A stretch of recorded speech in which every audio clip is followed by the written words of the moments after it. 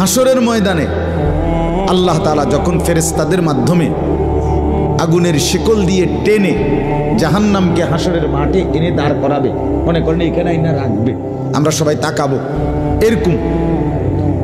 হাসরের মাঠে যখন জাহান্নামকে আনা হবে,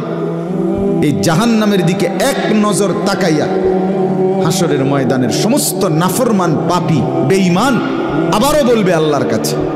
রব্বানা আখিরনা ইলা আজালিন করিব, আল্লাহ একটু সময়ের জন্য দুনিয়াটা আবার ফেরত দেন, হায়াত আবার ফেরত, সময়গুলো আরেকবার দেন, আরেকটু সময় দেন, নুজিব দাওয়াতাক,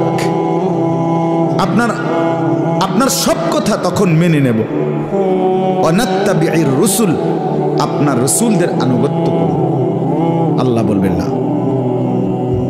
না বান্দা, এখান থেকে কাউকে আর ফেরত দেব না।